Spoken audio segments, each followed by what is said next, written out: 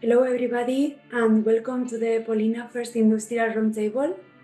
Today we have the pleasure to not having only some of the partners from POLINA but also some invited industry experts. And I wanted to start this webinar mentioning that this will be part of the EU Green Week. And the title of this discussion is Progress Towards Greener Chemistry Innovations for Lithography and Medical Devices. To start with, I would like to share some housekeeping first. This webinar will be recorded and will be made public in the POLINA channels, and all the attendees are welcome to participate, because in the end we will have a small panel discussion. So you can either ask your questions in the Q&A box if you have any scientific or technical questions, and if you have having some technical difficulties or you are not listening correctly or so, you can use the chat box so that we can solve the problems that you can have. So to start with, I wanted to present first the program that we have today. First, we have the POLINA partners, some of them, as mentioned before.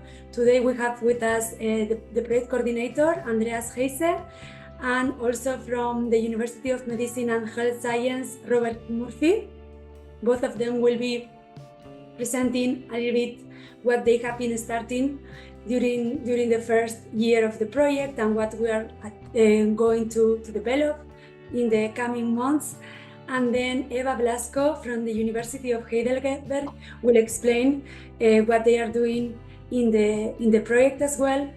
And in the end, we will have a new person. He's not directly involved within POLINA, but he comes from the University of the Basque Country and the POLYMAT, and he will also showcase a new release that will come soon.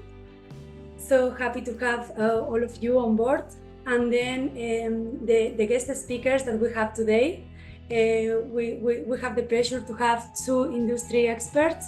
One is Arpita from xolo 3D. She will talk about rethinking the future of medtech with precision and customization through xolography. And Volodymyr from CELLINK. He will talk about the use of plant-based nanocellulose biomaterials in 3D bioprinting to manufacture 3D tissue models. And as I mentioned before, in the end we will have a panel discussion where the audience questions will be welcome, and otherwise the speaker, I am sure that they will have some questions that they want to address. So I will not extend myself more. I wanted to share this slide about POLINA in case someone is a little bit lost with this wording, but this is a European project. We have 8 partners at all, 6 research partners and 2 SMEs from 6 different countries in Europe. And this project started last year in January, and it's a 4-year project.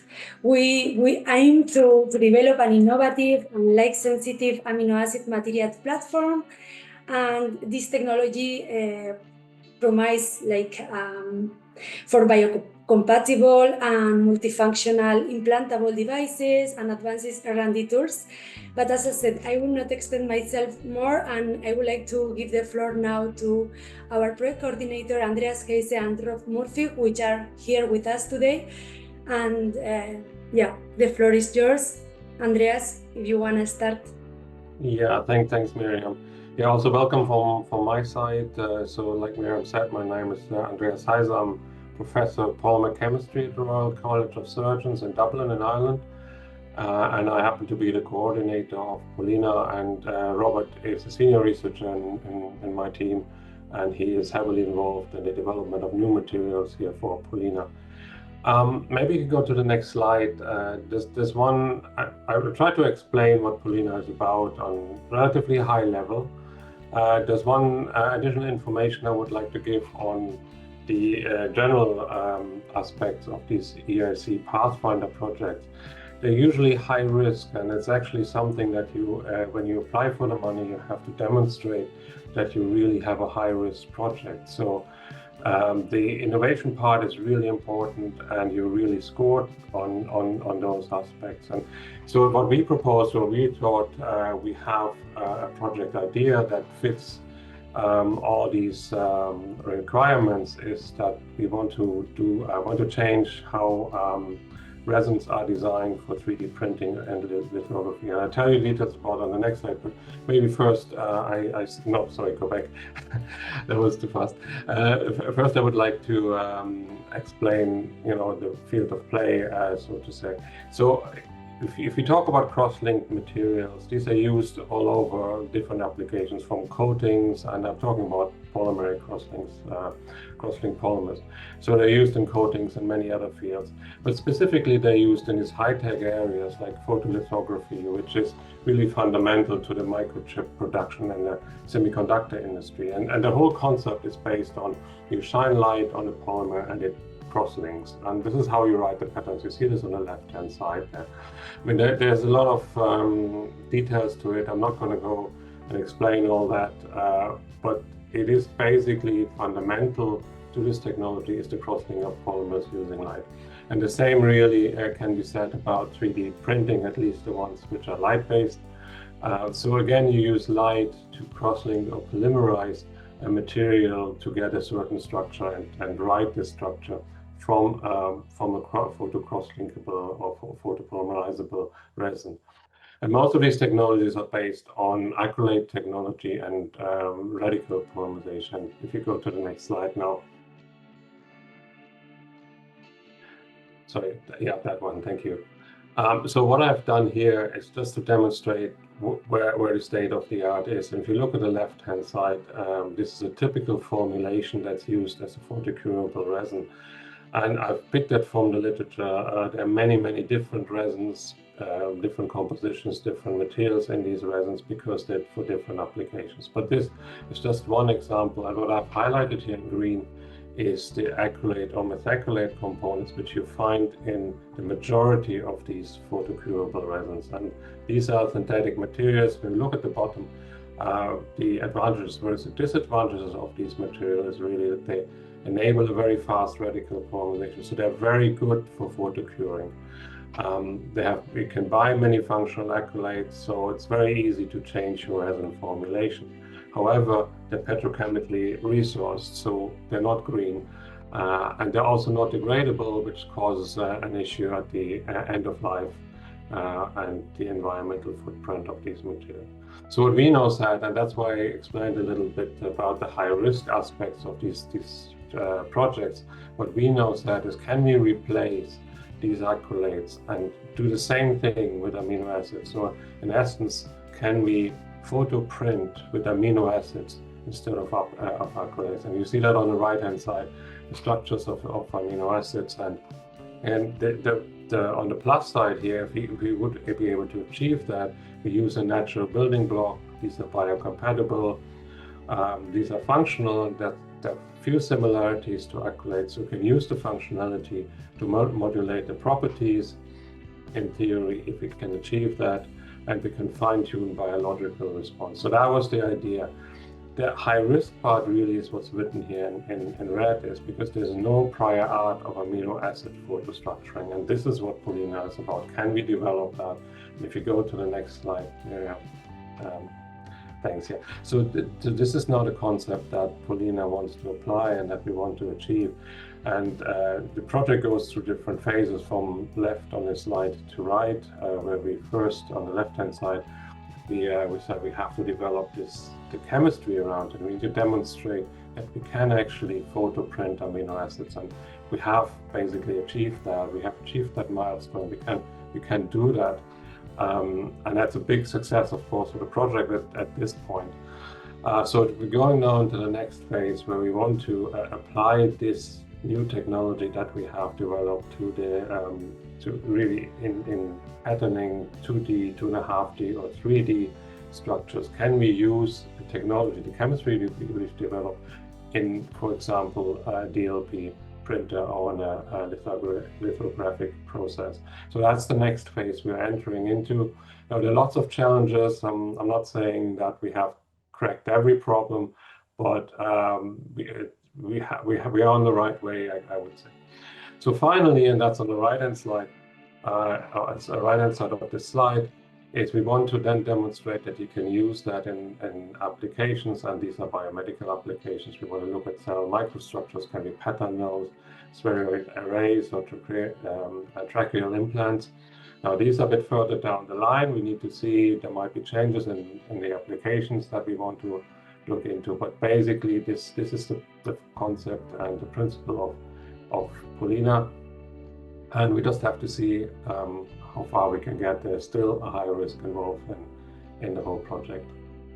I think that is it for me, Miriam. I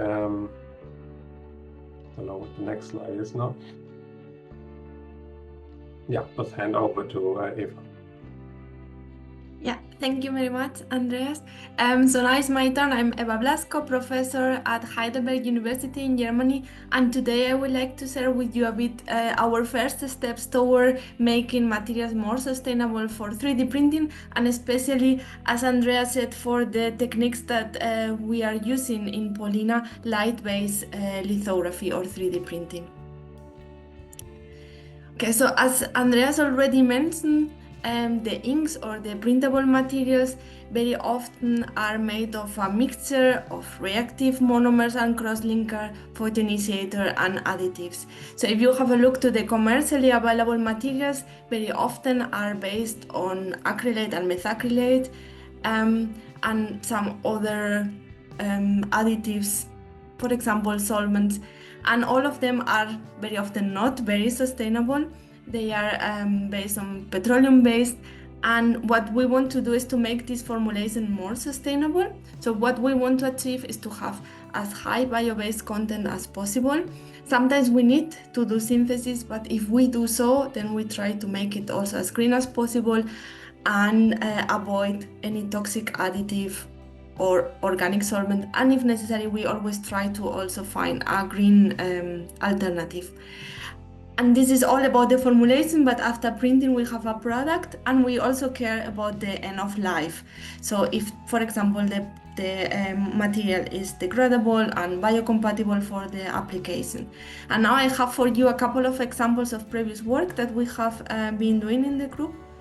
Next slide, please. Okay, so first, feedstock that we identify were vegetable oils. So this time, instead of just buying monomer from sigma alderates or precursors, then we went to the supermarket and we took all the vegetable oils, the different ones, and analyzed them. Then of course it's a refined product. You have a purely triglyceride molecule, as you can see there, with different position of the double bonds that we can use directly as a cross-linker for 3D printing. So the double bonds are not reactive enough, but we can functionalize them with acrylate, and we can use digital light processing that it was mentioned before for printing. So in this case, if you click once more, we need a photoinitiator that with the light, it will trigger the photopolymerization, and at the end, you see these 3D printed structures. So that was a good start. We could just, starting from vegetable oils, made some nice structures with high resolution. However, that has still some disadvantage. So what we have learned in these times is that at the moment the conflicts and the geopolitical situation is not very stable. This also suffers the prices. Maybe most important, we don't want to compete with food, and also for the cultivation of big areas of the crops, that's not ideal. So then as a next step, we went forward to microalgae. Yeah, next one. We went to microalgae as an alternative. So here we have the advantage that we don't compete with food. Also, we can cultivate the algae really with even wastewater. So here was a collaboration with the Spanish Bank of Algae, and that was in the framework of a PhD student here, Clara Basque. Another advantage is that we have a high yield of lipids in comparison with the vegetable oils, and also we have a higher degree of saturation, meaning that we have even more double bonds per molecule. So we got some extracts from the algae, we functionalized them with acrylate, again using the previously established protocol, And here, something very nice happened is that the extract, as you see there a bit in the cartoon, they are green. And maybe at the beginning we thought, that's not ideal to have such a colorful ink for, especially in this case, for 2-photon printing. If you click one more, but we were able to print with nice resolution these microstructures that you see up. And here, very important, we could use the chlorophyll, that is also a natural extract inherent in the algae, as a photoinitiator, so we didn't need any additive. We have a high bio-based content, and we proved that they are biocompatible as well. So you have seen the cell study. So that was very nice. But still we are working with acrylate, you form a thermoset, so then now we are working also in biodegradability. And I will use my last minute to share another work. I talked before that one thing is the formulation, that's a first step. We want to start as green as possible. Light-based 3D printing is sustainable by itself, but what happened with the end of life?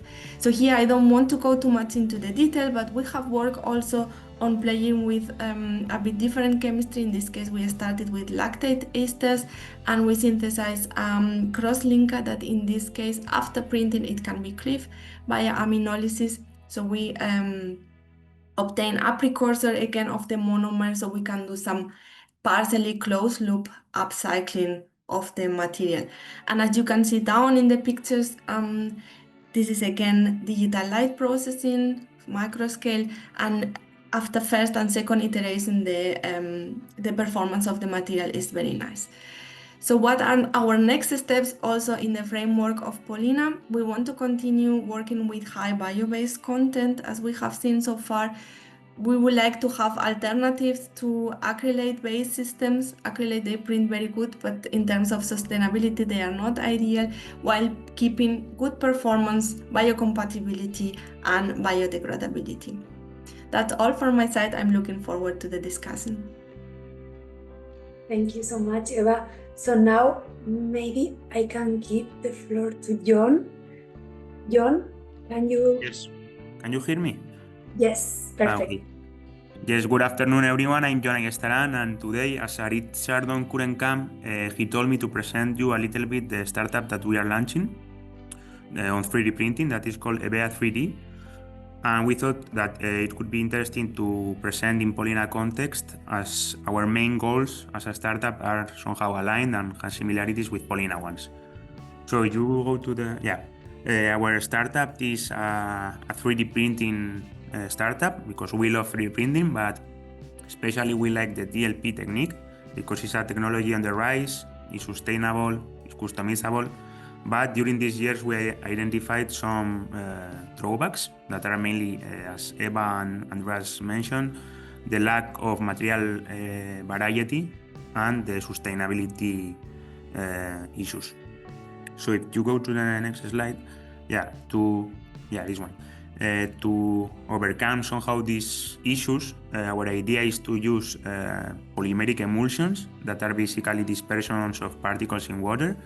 And inside those particles, you can have polymers of very high molecular weight and of very different types, different families, like from PMMA to rubbers.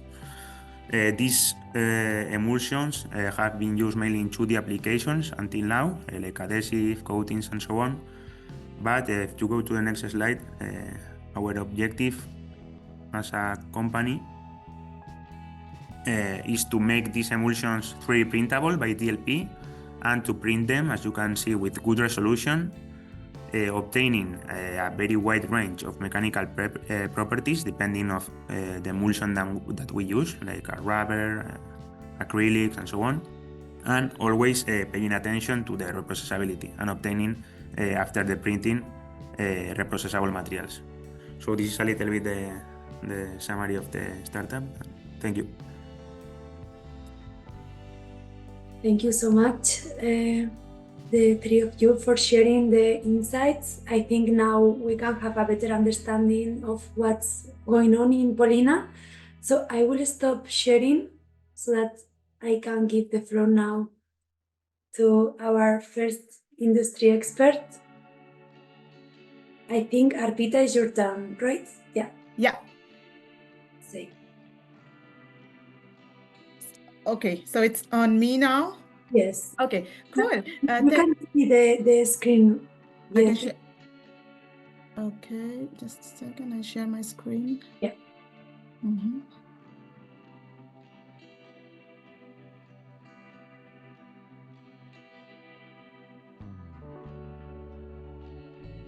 Can you see my screen? Yes. Now we can see it full screen. Okay, so thank you so much for having me today, and it's really exciting to talk on a platform where we address sustainability along with developing towards new materials for 3D printing, specifically light-based. That's where we come in from xolo. So we are a Berlin-based out of Germany. Company is still in startup, but a little big, say smaller to mid-size now, and expanding more in terms of doing light-based holographic volumetric 3D printing. And today I will talk a little bit about the materials we use. Of course, yes, we are also heavily until now into acrylated and methacrylated resins because of their reactivity and high performance. But yes, we are moving more towards biocompatible, biodegradable materials like alginates and stuffs, make them printable with our technology. So could be quite some interesting stuff that I also learned towards the end from other participants here, that how we can bring it all together. So what we do at xolo is that beyond these conventional additive manufacturing technologies, so whatever is there for quite some time, are mostly layer by layer. So 2D layering to make a final 3D object. So what we have been doing at xolo, what if we could, so this is what you see on the right hand side is a particularly ugly picture. What can go wrong with layering and all those distortions? Ideally it doesn't go that bad, but yes, still you know, you have these layering effects, and that you compromise on the mechanical performance as well as smoothness of the objects. And what we do is that we print volumetrically, so within a cuvette. So what you see here, there is a cuvette, a built room that is filled with the resin or the biomaterial, whatever we are printing, and you seal it, so there is no contamination that comes, so it's completely sterile. And then inside that there is no support structure. We see on the right hand side that 3 lenses have been printed, and they are floating within the resin inside the cuvette without any support structure, and there is no layering. The whole object is printed and homogeneously at one go, with the leading to a very isotropically smooth surface. And all of this happens with a couple of seconds to minutes, depending on, let's say, the geometrical complexity of the object we want to print. So this is how basically it happens. How we have achieved this, it could be interesting for many of you because of the chemistry background here, is that we, instead of the commercially available photo initiators for the light-based technologies, where let's say from B to C, this part basically happens. So what we do with the dual color photo initiators, that is also a core R&D expertise of xolo, comes from these photo switches. From A, we start with these molecules with the spiropyran backbone, and upon receiving and absorbing UV light, the lambda 1 first wavelength of light, they from dormant, they come to a latent state. It's still not excited or active state for polymerization, but rather they have absorbed the UV light. At the moment we work with 2 different wavelengths of UV, 375 nanometer and 405.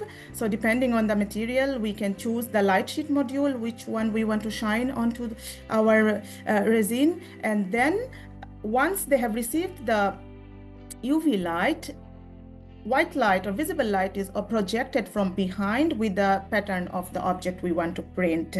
And then only those molecules which have received the first wavelength and then receive subsequently the second wavelength polymerizes. So it's a type 2 radical polymerization.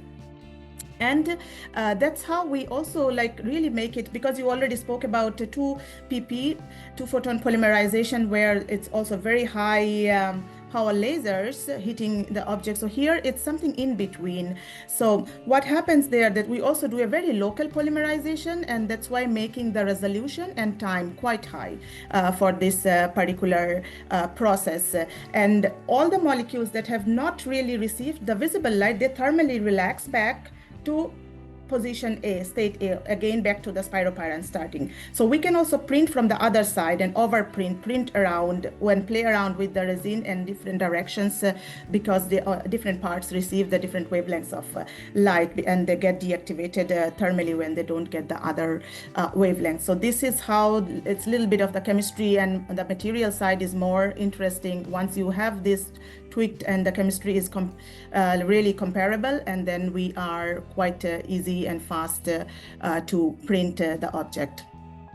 Okay. So why I don't, okay.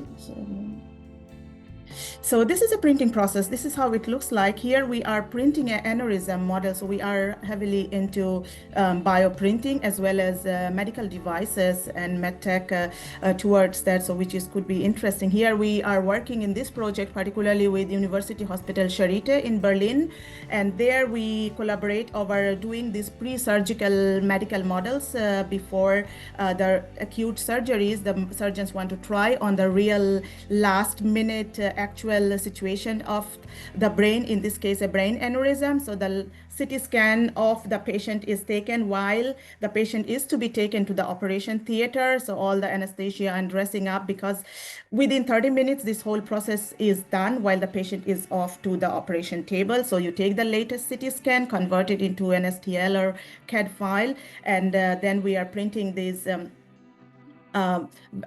structures of arteries and blood vessels with the tumor at the bottom, as we see here.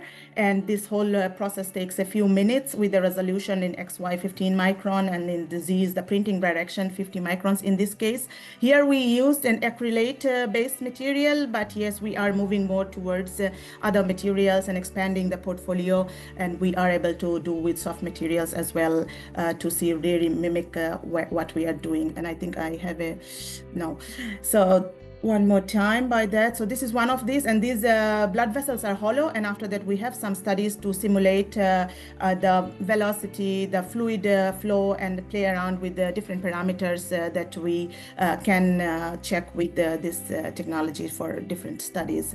And what is unique, as I said already, that it's very fast. This particular structure takes around 5 minutes per se, and with no support structure and layering, and also there is no post-processing required. So once we have printed, we take these objects out, wash them off, and sometimes you photo cure them for 5 minutes if required. And a lot of times when we are doing hydrogels and soft materials for printing cells or with cells, we don't really need to do this. But what is important here, that we work with high viscosity resins. In contrast to DLP, as you mentioned already, here it's the other way around, because we play with the thixotropy of the material, or rather the shear thinning. So we cannot really work with this more liquidy resin, but rather it has to hold the object once it's printed and doesn't sink or distort or get tilted. So this is a requirement of this technology. But when we print with cells, what we see, it really works in our favor. So when you see the cells and you want them to have in a particular orientation or direction, they do not sink at the bottom. Rather, they really nicely are distributed in the areas that we want. And let's say also we want to study the cell fate or cell surface interaction. That's where it helps to keep them where we want to have them. Yes, and at the moment, these are the material ranges we are working. We started so we are a company from 2019 we were established, but our first paper came at 2020 in Nature with this technology, and thereafter COVID came. It didn't really took off, but from 2021 we are quite active, and this is where we have come by 2025. So we had started with the methacrylated urethanes for these very hard thermosets, objects for lenses and optical elements, etc. in the beginning. Then we now do a lot of nanoparticle laden resins for dental crowns and more towards this use cases. Also direct glass printing. We have a project with Swarovski where we want to directly print glass for jewelry from silica precursors, as well as elastomers. So we have this intraocular lens and contact lens projects where we really are trying to have those direct oligomer printing of this high molecular weight materials, as well as what could be interesting that we have gotten quite a lot into printing cells, bioprinting as well, and checking the biocompatibility with cell viability and how it all goes with. Yes, Gelma and PEGDA, we do use a lot, methacrylated again and acrylate groups, but yes, more going towards alginates, hyaluronic acid and bio-derived cellulose and more towards. But what is important for us is also that we need transparent resins. A little bit of translucency works, but because it's a light-based technology, we need the light to penetrate the cuvette with the resin till the center and make a homogeneous polymerization and hardening of the resin. So this is the surgical model I was talking about. So with the university hospital here, we see that after that some simulation structures and etc. for these hollow pipes have been done. And this is the printing. I think it makes better sense when we see the live printing technology. So it's inside the cuvette. You see there is this very thin UV light sheet. So from both the sides comes with the high power laser diode, either 375 nanometer or 405, depending on what we want. UV light source makes a very thin, when I say thin, it's like 20 to 50 micron thickness of this blue light sheet that you see here. And from behind comes the visible light with the projection, and then exactly where we see this bright light is passing through this blue screen, we have this hardening of the object. Here we are printing a dental aligner, and we can see that exactly at the dual color photo interactions having this. That's why we call this dual color photopolymerization technology as well. And this is more going, for example, in this case, dental applications, but yes, there are other applications. And why I was talking more about dental at this stage today, I think when we talk about sustainability, of course, we are looking to expand the material portfolio, go more towards greener materials. We are also having projects where after printing the rest of the resin that is not polymerized around it, we are recycling. There is a project heavily invested into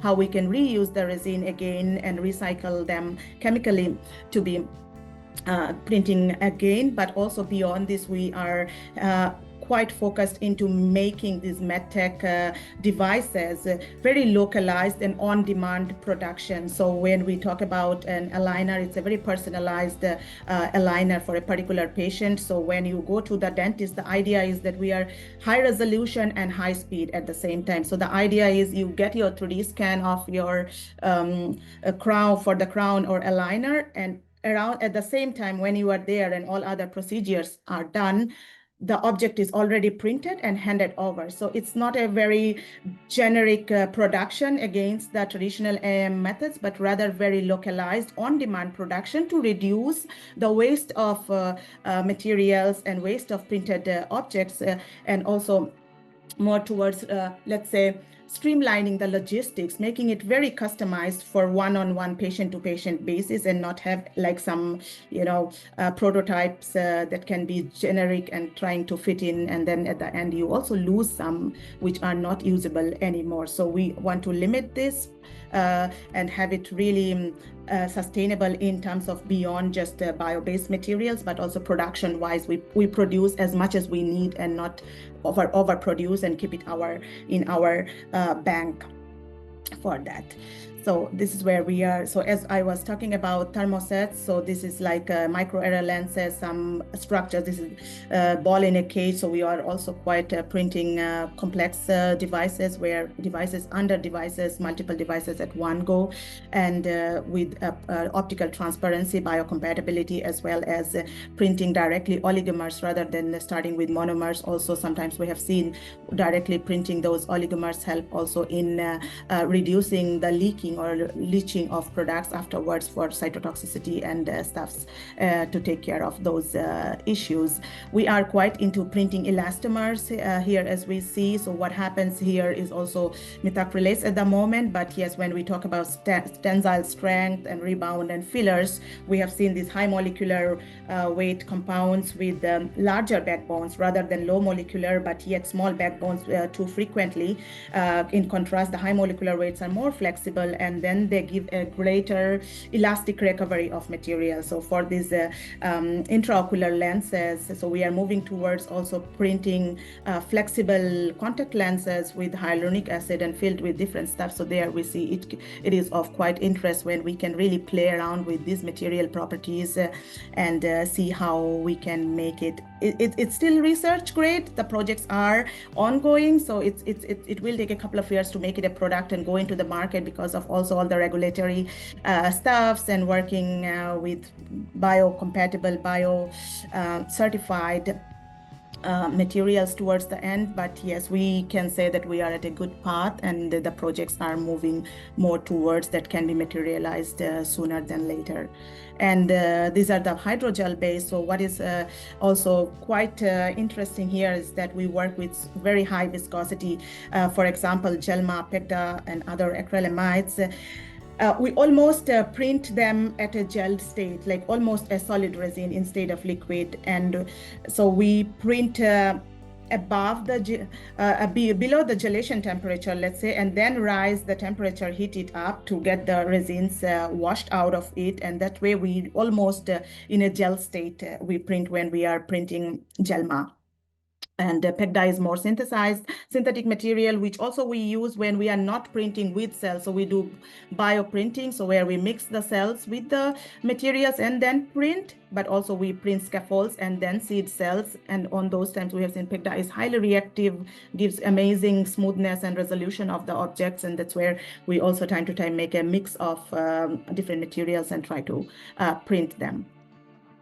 This is to give you an example versus stereolithography, not super interesting, but just an idea in terms of time and resolution, what we are talking about when we talk of xolography, which is fairly new in the technology. So it's a very compact lattice structure here, what I'm showing that takes, let's say, 15 minutes, and then versus stereolithography, and the resolution we are talking in this particular here is 15 micron on XY, and Z is the printing direction in this case.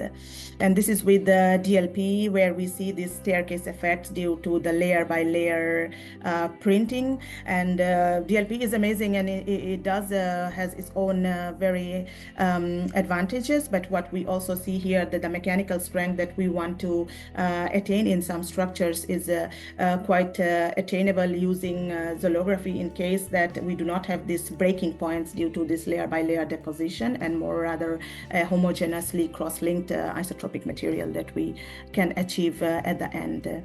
And these are the areas we are working at the moment. Some examples I gave as in dental as well as hydrogel contact lenses. We are doing a lot of cell-laden printing of hydrogels, as well as scaffolding and then seeding cells towards spheroids and organoids.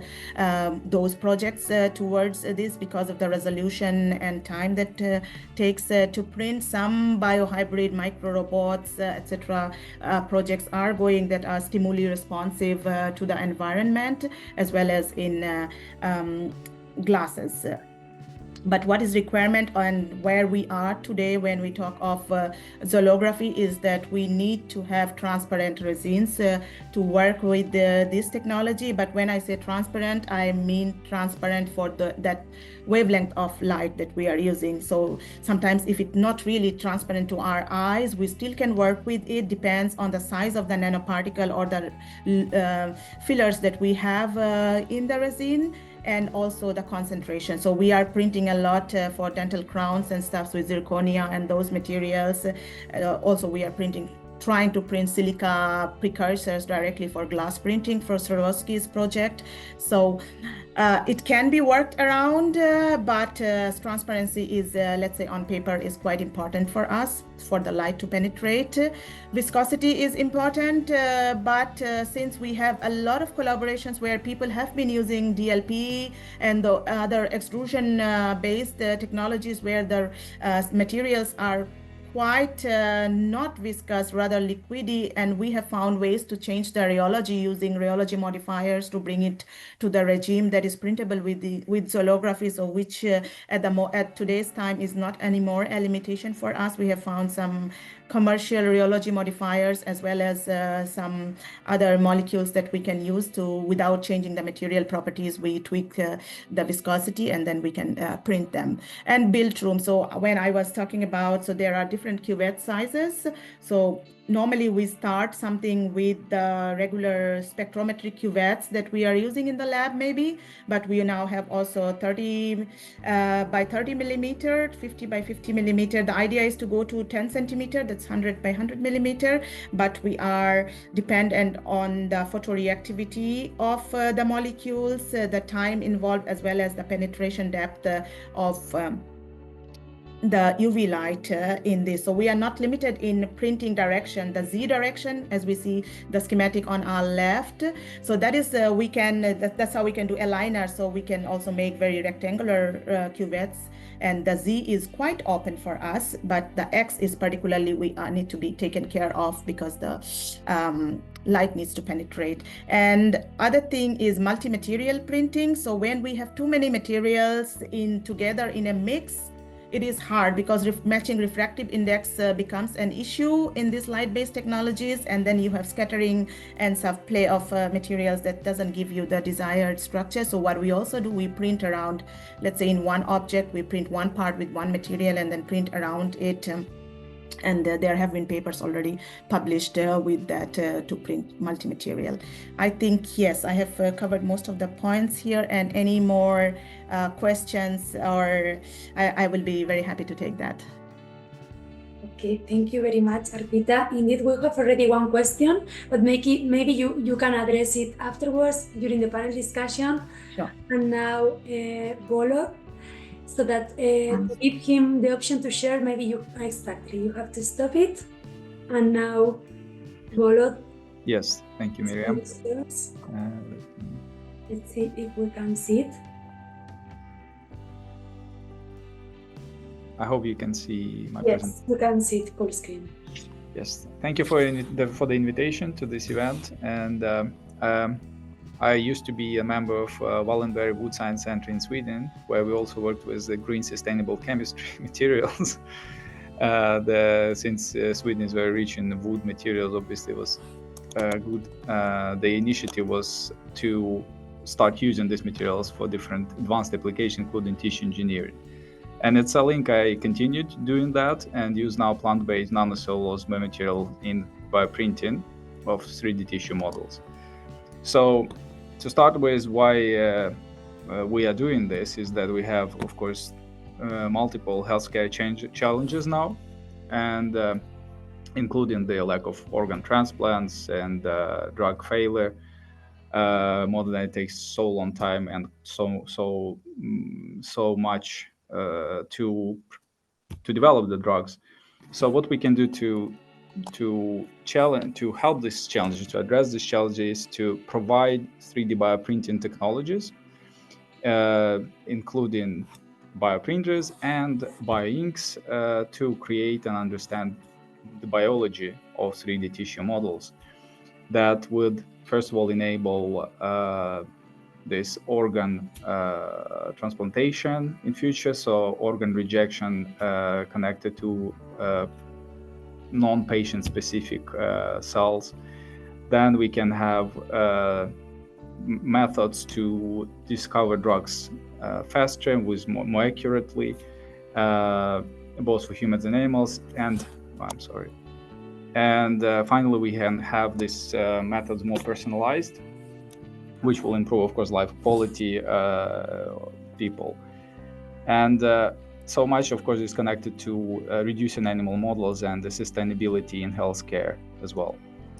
A little bit of about the journey of 3D models. Of course, the 2D cell culture is less predictable and susceptible to pharmacological action. So the journey from 2D cell culture to 3D tissue models that we experienced over the last 10 years has been incredible, and I should admit that CELLINK as a company contributed a lot to democratizing this journey and showing how the 3D tissue models can be produced with high reproducibility and the biological functionality. So now we see that these models are much more highly predictive and have suitable for different applications, and very important, they are relevant for drug resistance and drug discovery.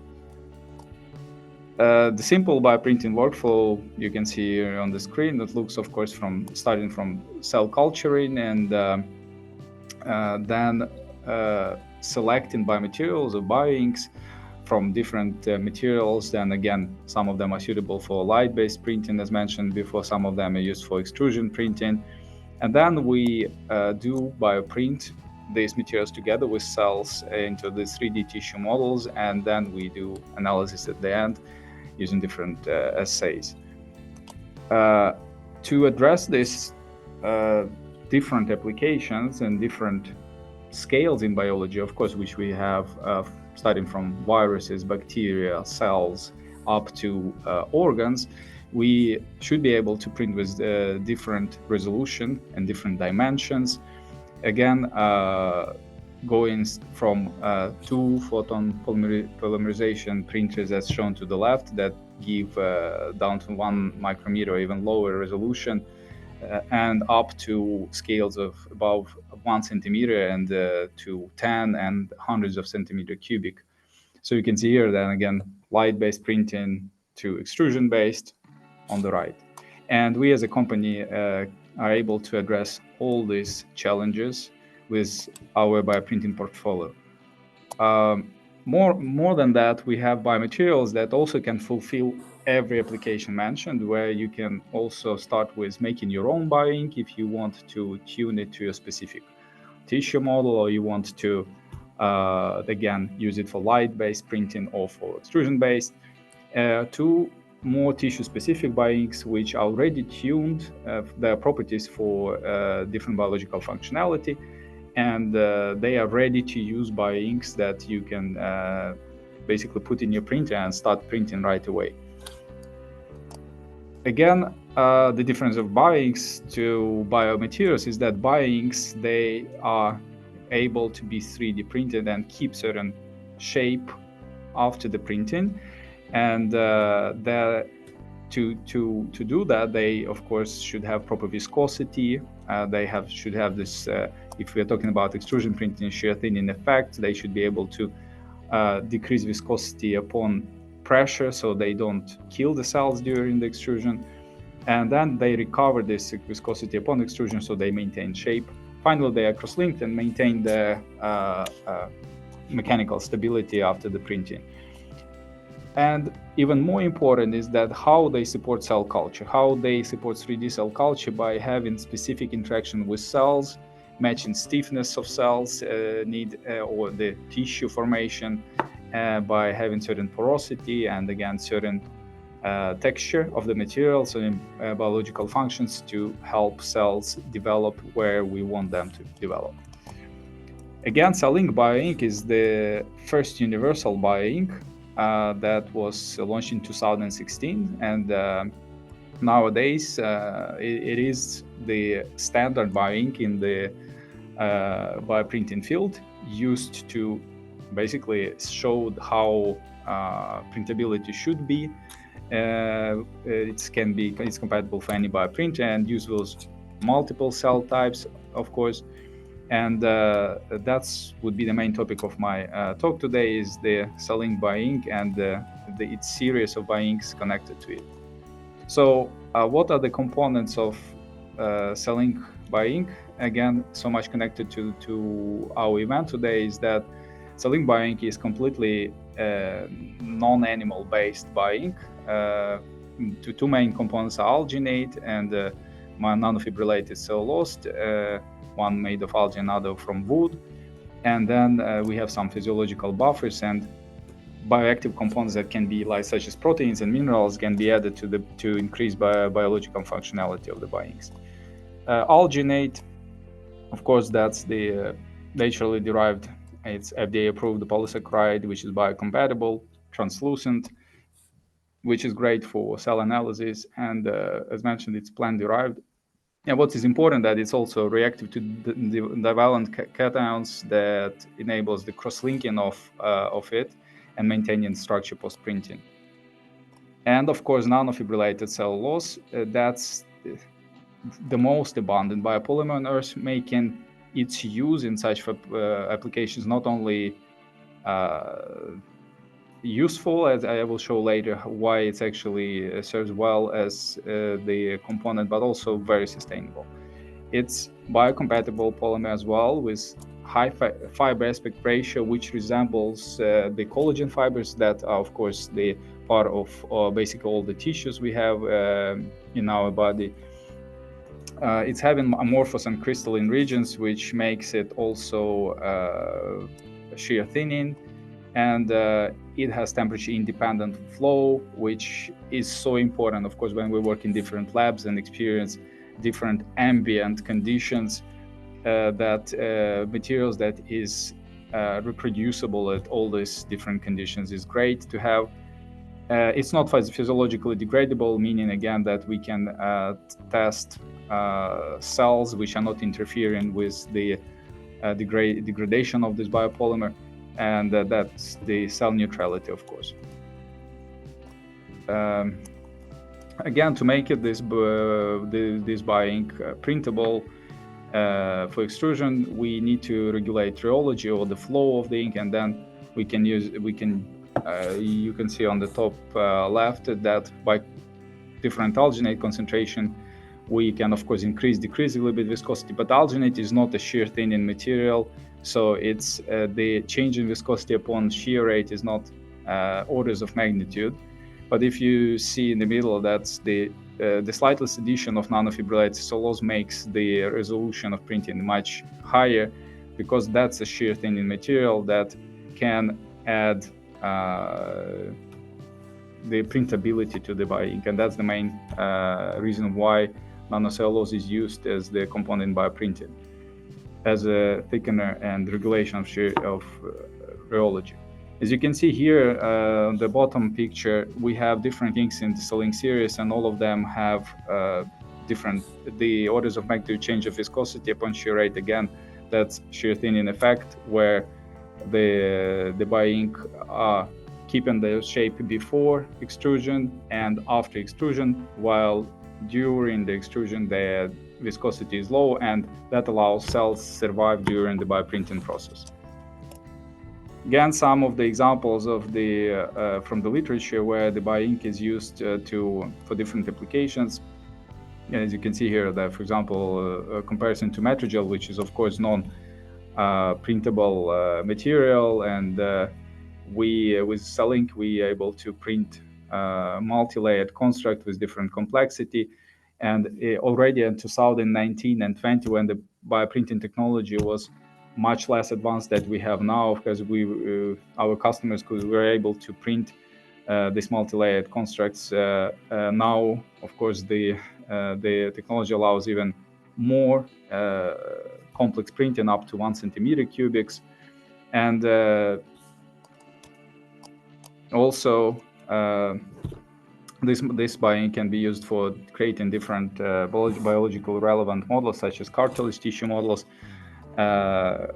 Here we can see the CELLINK bioink used for to create this cartilage implants with the improved mechanical stability and relative to cell-free scaffolds. Again, adipose tissue models, also I won't stop much on it because I think we have not having so much time for panel discussion after that. But the adipose tissue models are also relatively cell neutral, not requiring so much interactions with biomaterials, so they are perfect for CELLINK bioink as well. You can find this more in literature. Then when we talk about 3D cell culture and improving certain tissue specificity of the bioink, we can also add certain ECM components to it, such as laminins. You can see the laminins are proteins composed of 3 different subunits, and they are components of basal lamina. And we have different laminins added to CELLINK bioink that promote different biological functionality. You can see on the left from hepatic, kidney, and neural cells to stem cells. And again, we have examples of using CELLINK laminin in different cancer tissue models, where they, for example, on top promote formation of motor neuron network, and then we have leukemic cells on the bottom. Then CELLINK RGD is when we have add RGD peptide sequence to the bioink, and then, for example, this is been used in testicular tissue models. CELLINK fibrin with the glycoprotein fibrinogen that is used to convert fibrin network by thrombin, as in wound healing applications. And again, this ink is used in different skin tissue applications because of this functionality. So I won't stop much on that and go into a summary. So bioinks in general help cells to create natural ECM 3D environment, of course, and particularly CELLINK series bioinks consisting of completely plant-derived component like nanocellulose, alginate, with some possible bioactive additives are well suitable for bioprinting. They have excellent rheological properties and printing fidelity, maintain stable structure after ionic cross-linking, and biological components, as I mentioned, can be used to promote certain tissue-specific applications. And that's basically it. So join the bioconvergence revolution together with CELLINK. Thank you for your attention. Many thanks, Volod, for the amazing presentation as well. As I mentioned before, there is a question directly for xolo, so maybe I can share this one. For xolography printing, can anyone make DCPI by their own synthesis, and what are criteria of bioink resin? If anyone synthesizes any other hydrogel for bioink material except gelma acrylate, is there any essential property? All right, that's a very interesting question. Okay, I start with the not so nice part for the user is that it's very hard to synthesize your own DCPI, these dual color photoinitiators. Maybe not. So you need to get the DCPIs from us. But yes, hydrogels, except gelma acrylates, you can do, yes, like alginates we are already doing now with this, but DCPI is not. And yes, there are essential properties. For example, viscosity, as I was talking, so there is a number, let's say from 2 Pascal seconds to 60 Pascal seconds or something around that. So we need to take care of this viscosity regime. We need to take care that it's a transparent material that we are synthesizing, and then light can pass through this. So refractive index matching is important. So there is a material qualifying sheet that we have, but mostly it's the transparency, viscosity that we need to take care of. But I can share with the person the sheet afterwards, or if somebody is interested, that there is a one-pager, so just gives the bullet points. But it's mainly the viscosity and transparency we need to take care of. Okay. Yeah. Thank you. Many thanks. So maybe Andreas, if you wanna, I don't know, suggest something. I know that we are soon out of time, but as this was the idea to have a dialogue between you, the researchers, and the 2 industry experts, I don't know if you want to share and have the opportunity to discuss something. Yeah, I think the discussion will carry on even if time is out here. But I mean, for me, one question is, I'm not sure if you have enough time to answer that now, to sort of the startup industry presenters. Do your clients actually come to you and say, oh, you know, we would like to use more green technology, whether it's materials or anything else? Do you hear that from your clients, or is it all just performance driven, material performance driven? Okay, if I take it first, I don't know, fortunately or unfortunately, it's still more on the performance driven, what we get, how to get a higher resolution, or how to get this particular structure on the topography that I am looking for, how my cells will interact in this. There are already awareness, and people do talk about also recycling the material, because we print in the cuvette, and then there is a large amount of resin that is not a part of this hardened object. So how do we reuse and recycle and not just throw away the unpolymerized part? So we have project at the moment heavily invested into reusing the materials that's left over from the cuvette. This is there. Also, there are projects coming in, but if we compare the percentage of queries, it's quite unbalanced at the moment, for us, at least. Okay. Yeah. I can add something about talking about the animal models, and of course, the producing animal models, so it kind of somewhat connected to reducing animal-derived products.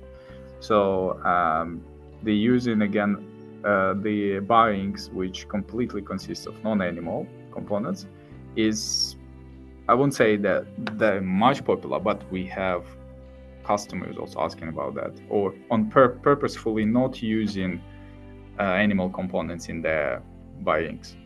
And then for us being able to offer them such bioinks is I see is an advantage. And again, that's probably, Andreas, to your question. If we had more choice of sustainable green materials that can also mimic the biology, that can give us more options and more to offer. For now, of course, that's several, as I mentioned, those biopolymers like alginate, nanocellulose, that have certain drawbacks as well, but they, of course, have many advantages. If we had more choices and more maybe advanced chemistry, that could have been even easier to address these customers.